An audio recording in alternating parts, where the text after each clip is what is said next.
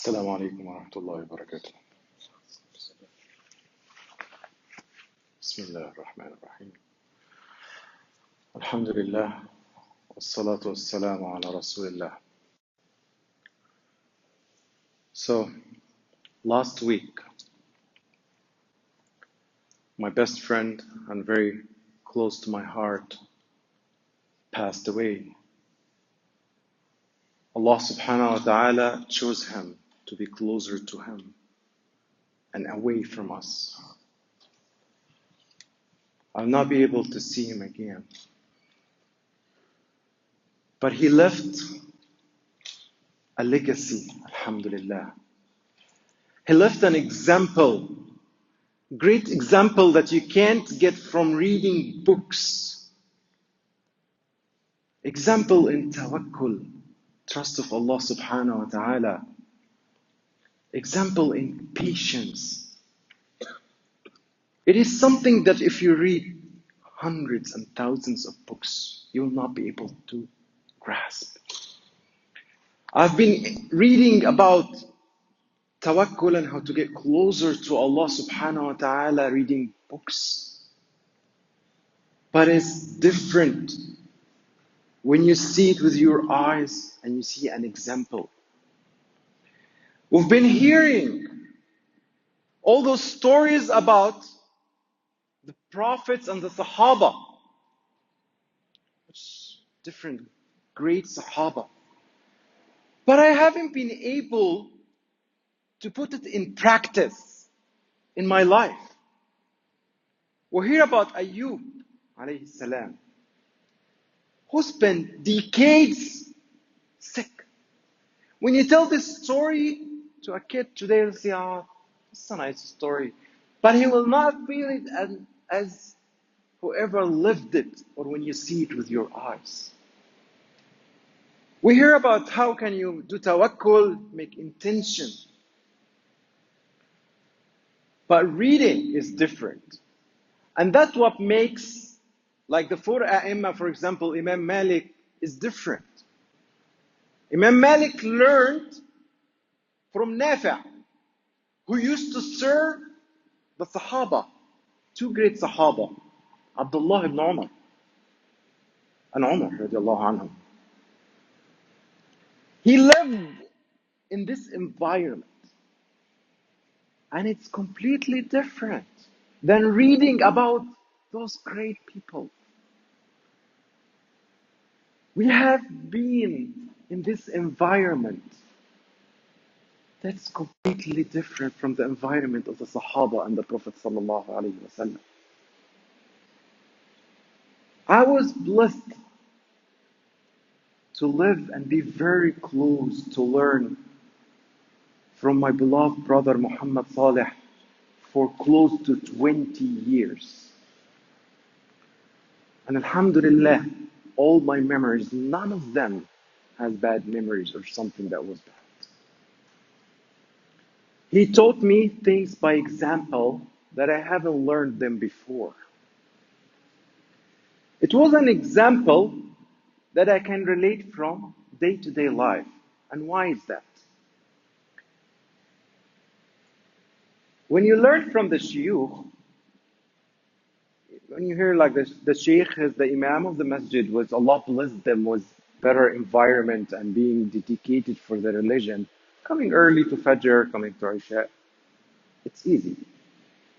For us, when you have this work at the morning and you have to do all of this, you have a release, you have whatever that's in the morning that you need to do, you keep thinking it's different. I mean, they can stay all night doing qiyam, come to Fajr, and then they might sleep after shuruq. So the example is different from our day-to-day life. But someone like Mohamed Saleh, for example, he was at the same situation as myself. That's why learning with those examples is a great treasure that we might have today. And the reason I'm standing here today to transfer this knowledge that I learned through the past 20 years, because of the hadith of the Prophet sallallahu alaihi wasallam. The Prophet sallallahu alaihi wasallam said, إذا مات ibn Adam, when any one of us dies, انقطع عمله. Your deeds will be frozen. Your account of deeds will be frozen. You can't add more deeds to your account. It's gone. Whatever you've done is whatever you've done. You can't go to prayers, for example, to get more hasanat. It's gone. That's it. You can't go to Hajj, you can't read Quran, you can't do any of those. When you die, that's it. You can't add any more deeds. Your account is frozen. You can't. That's it. Whatever you accumulated in this life before your death, this is what you can take with you. And then the Prophet ﷺ continues. إِلَّا مِنْ ثَلَاث. Your deeds will stop adding to your accounts except three things. Subhanallah. From the generosity of Allah subhanahu wa ta'ala. There are three things that will keep adding in your accounts even after your death. You're in the grave and it's still adding to your account. And the order is very important. Listen to those three things. The order is very important. The first thing the Prophet ﷺ said, except three things that will still add to your account. He said, وَلَدٌ صَالِحٌ يدعو له. The children, by children that will make dua for you. And the Prophet ﷺ is very accurate in choosing the words. He said children. He didn't say dhurriya, the progeny or the grandchildren. He just said child, your children. That's it. Why is that? I'll tell you why. I'll ask you first a question. Does any one of you remember his grandparent? What is his name? Do you make dua for him? My last name is Al-Husseini. This is my last name, maybe my grand. I don't remember my grandparent name. It's not even history. It has been wiped out. No one remember him. I don't know what's his name even. My grandparent, I hardly remember him. One of them died when I was 4 years. The other I was 10 years. I hardly remember them. 100 years from today, none of us will be here. Even the babies, the children. None of us will be in this place. I don't know what will be this place. 100 years ago, actually, none of us were here. This place did not exist 100 years ago. 100 years from today, none of us will be remembered. When you put your name today in the passport or in the ID, you put first name, middle name, last name. Your grandparent name is not there. It's not even the history. It's been forgotten. I mean, if you ask me, your grandparent, I don't know him. I don't know his name. I don't know where he were. So that's why it's the children. Your friends, and it's this generation. And it's only not your children. It's the generation. Because it's allowed. I mean, it's the people that they can do hasanat, they can do umrah in your behalf, they can do Quran, they can do sadaqat in your behalf. But it's this limited. Maximum 100 years. And that's it. You'll be forgotten. None of those will remember you. This is life. So it's limited, but it's good. You're adding about 100 years in your deed.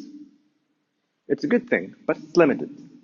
That's why the second thing, and the Prophet ﷺ added, وَصَدَقَة جارية.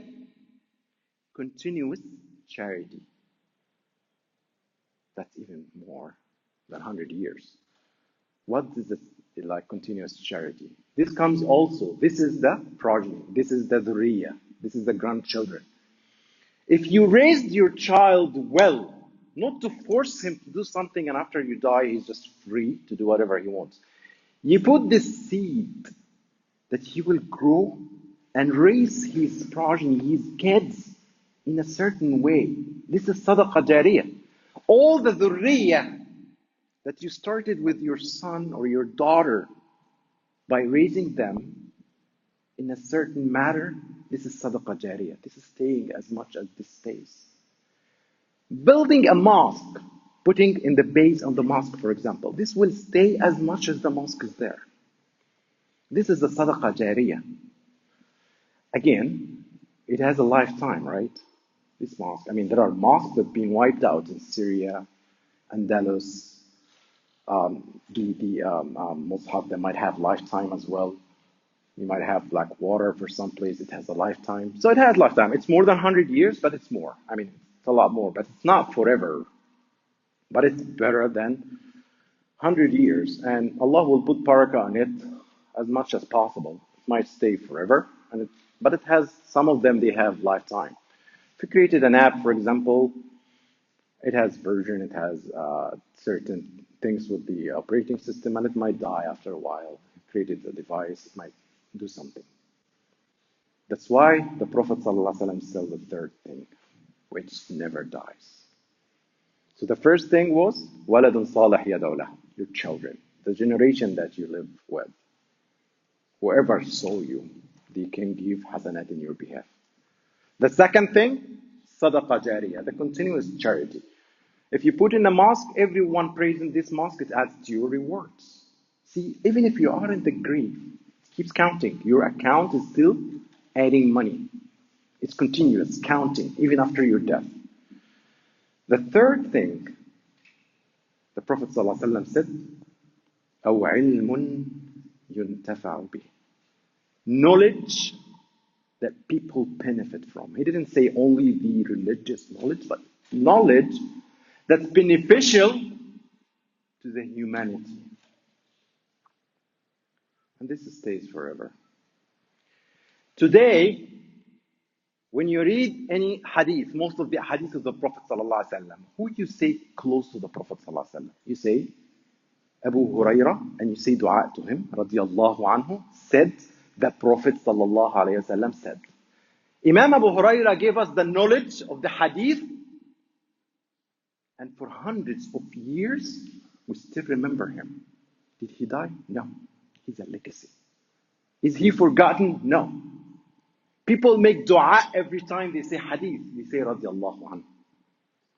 Imam Bukhari, he did all of this collecting knowledge.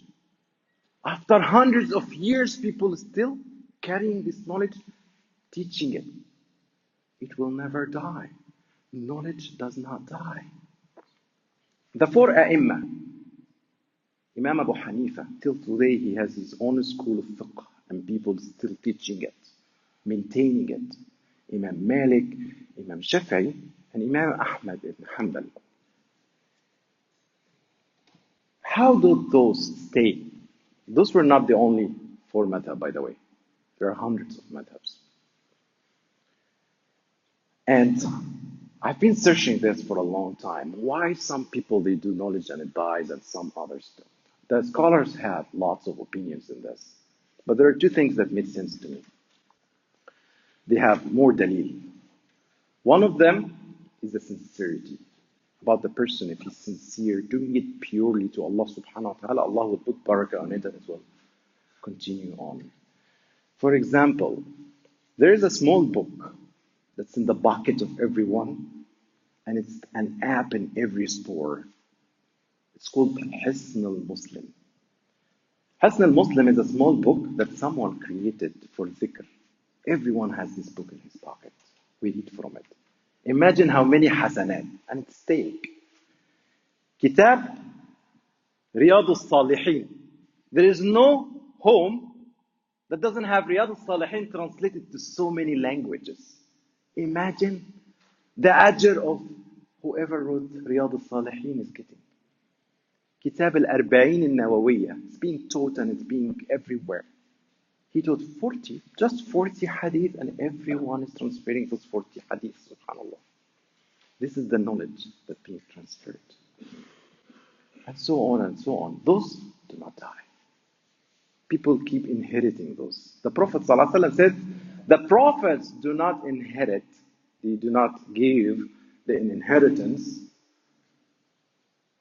money, but they keep knowledge. And this is what people keep inheriting. The other reason, the second reason why things will stay, is the students and the friends around them that they learned, they took it as a debt and they transferred it. And I've learned this from Imam Shafi'i.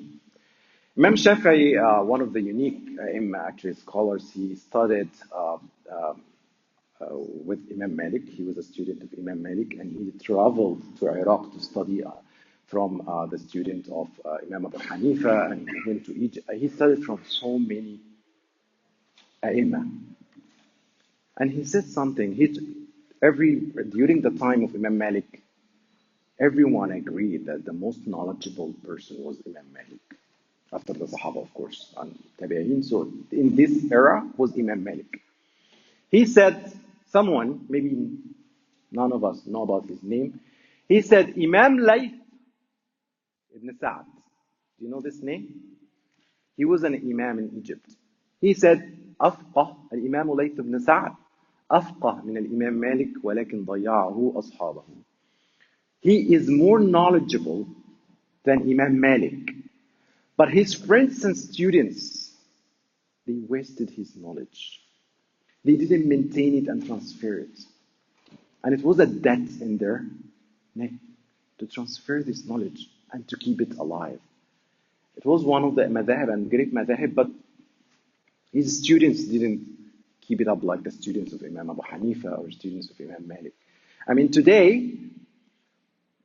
until today, there is ijazah. You can go, like the ijazah that you get in the Quran with sanad at chain to the Prophet ﷺ. There is ijazah in al-Muwatta that Imam Malik wrote. You go and recite it and you explain it with the chain, and you get the chain up to the Imam Malik. So it stayed. So it stays forever. This is the knowledge. That's why today it's a debt on me to be able to get this knowledge that I learned from Mohamed Saleh alive. That people can learn from it as I learned from it through the past 20 years. It's the learning by example. And today, I'll focus on one thing. Every time I'll focus on other things. It's related to the khutbah of last time. When I talked last time about how can we be worshipping Allah subhanahu wa ta'ala in our work, during our work. And I talked about Mohamed Saleh, that's another example, when he changed tens of thousands of people from hating Islam to loving Islam and singing in the street. They want to be Muslims, they want to go to mosque, which is the same area they had a day before called Punish the Muslim Day. He has done this by being perfect in what he's doing and showing the akhlaq and the manners of Islam. He didn't hide his identity. He has been, everyone knows he's Muslim and they're saying he is good because of his humbleness and he's closer to the Islam. That's why they love the Islam. So everyone can be making da'wah by being perfect in what he's doing. As the Prophet ﷺ said, إِنَّ اللَّهَ يُحِبُّ إِذَا عَمِلَ أَحَدُكُمْ عَمَلًا أَنْ يُتْقِنَهُ. Allah loves from you that when you do any job, is to do it perfectly. But the problem is, how can we learn to attach those together? If you try to do this, many times you'll find yourself faced with many difficulties. I mean, you'll find yourself, every time you do anything and you try to excel in it, you'll find those challenges. There are two things in any job you do or any challenge you do. There are things in your control and there are things out of your control. Like, for example, you work hard, you do your best, but at the end you don't get a good review. Working hard is in your control. Doing the job in perfect way, studying is in your control. The result of the exam, the review, what you get at work, it's not in your control. This is what the real meaning of trust of Allah subhanahu wa ta'ala. Don't worry about the results. The results in the hand of Allah subhanahu wa ta'ala, and what Allah gives you will be the best. This is one of the things I learned from Mohamed Saleh. Every time I meet him in his difficulty, in his last days, he has this big smile in his face that never left him. And whenever I ask him, how are you doing? He say, Wallahi, in the best. Wallahi fi fadlin wa ni'mah. I'm in the best bound, a lot of bounties from Allah subhanahu wa ta'ala in the best situation. This is the tawakkul and the shukr of Allah subhanahu wa ta'ala. The second thing, when you go to your work, you have to have the intention. Why you're going to work? You have to think of that. You have to know that you're going there for the sake of Allah subhanahu wa ta'ala. It doesn't matter what you're doing. I mean, he was successful dev manager in the security team in Windows in a very hard place. He was studying the master degree and he was doing his PhD as well. So he was successful, but his intention has been always to please Allah subhanahu wa ta'ala. And as I said, I was very close to him. I was blessed to learn this from him. We studied together. We went to the same university for 10 years, the master and the PhD in Florida, and we used to live. We had to go there every semester for a couple of 3 times for a couple of weeks, something like that. And we stayed in the same room in the hotel together. The intention that he had for this study, he kept repeating it every time. His dissertation was about creating this app that it has a voice recognition, it has machine learning, a lot of stuff, but it will take ijazah. He was working and getting ijazah for this tool from a sheikh, and it can give automatically, it can hear people reciting the Quran and correct the recitation for them. And this was the total intention that he had for doing this. That's why he kept motivating. Every time every minute that he stays for studying, it will be for the sake of Allah subhanahu wa ta'ala gets reward. This is an example for all of us. If you are at school studying, and instead of just studying for the sake of studying, you study for the sake of Allah subhanahu wa ta'ala, to give a good example for the Muslims, to raise the name of Islam and Allah subhanahu wa ta'ala, you get rewarded for every second you spend. But you just for your own sake to be a great person and proud of yourself, then you lose this time that you spent. This is something you learn by example. And alhamdulillah, this is something I learned and I'm trying to tell you today as from extension from what I've said last time. The first thing you need to do if you want to perfect your time is to be careful. Not to relate to yourself. You need to be always relate everything you get to Allah subhanahu wa ta'ala and go back to your intention. Whenever you have a trouble or calamity, go back. Why are you doing this? If you're doing it for the sake of Allah, it doesn't matter what's happening. It doesn't matter what gets thrown to you. It is the best for you. So, what we can take today, alhamdulillah, is the intention that you make before you go to work. And it is something that you can renew all the time. So from today, you need to think, why do I need to do whatever the remaining of my life? What do I need to do? As I said, 3 things. Raise your kids definitely to make dua for you. Make sure you have those صدقات جارية, the continuous charity. والباقيات الصالحات خير عند ربك ثوابا وأعظم أجرا. Those things, continuous hasanat, are better than even the thing that will die after you die. And the third thing is the knowledge. The knowledge doesn't have to be a new fiqh book, a new madhab, but there are so many things, like setting an examples for the Muslim that they can follow, giving a knowledge for people to benefit from. And the last thing is making intention every time when you go back. You renew your intention that this is for the sake of Allah subhanahu wa ta'ala. أقول قولي هذا واستغفر الله لي ولكم استغفروه سبحانك اللهم وبحمدك أشهد أن لا إله إلا أنت أستغفرك وأتوب إليك.